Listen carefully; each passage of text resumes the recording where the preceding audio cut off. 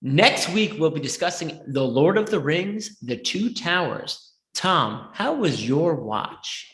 I saw this movie when it first came out in 2002, right? That was the year. Yep. And I think this is the best movie in the trilogy.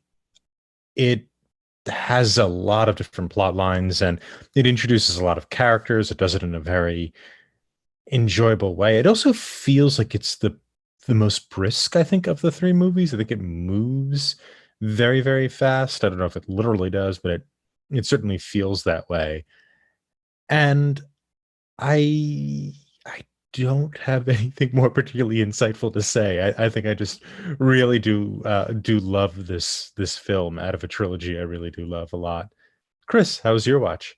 I also saw this movie when it first came out in the theaters. I was really into Lord of the Rings when they were coming into theaters, so I was there probably night one or night two to see this in Central New Jersey when it came out, and it was probably an event to go to.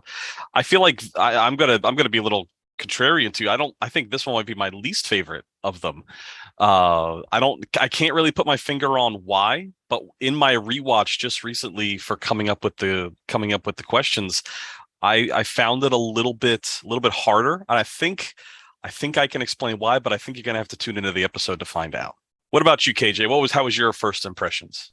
So I mentioned last week that Fellowship, I went to the theater by myself.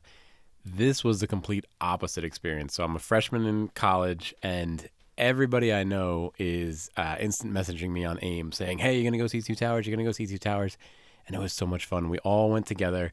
It was a midnight release, literally. Like back then, the midnight releases were at midnight. And we went to a decent theater. They had us line up, not because there was long lines, but just because we were going to the correct theater. I guess almost every theater at midnight was playing Two Towers, so it was so much fun. The movie's great.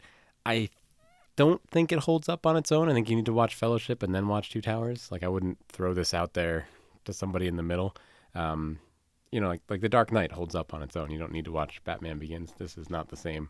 And then on subsequent watches, I really like Fellowship. I get through Two Towers, and then we'll save Return of the King for the Return of the King. But how about you, Nick? How's your watch?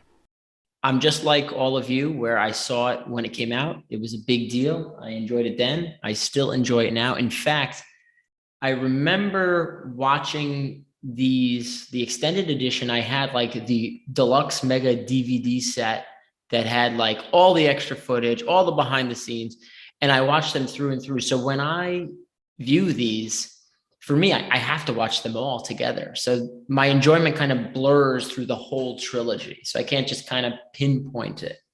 What I will say is there is a lot going on in this film. So I had to watch it a few times, like not one viewing straight through, but I had to break it up.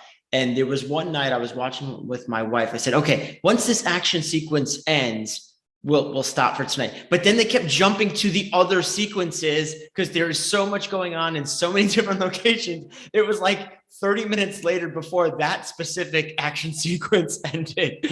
So yeah, I could see how some people might like that. Some people might have a problem with it, but I always enjoy these films equally across the board. I just love the tale, the adventure.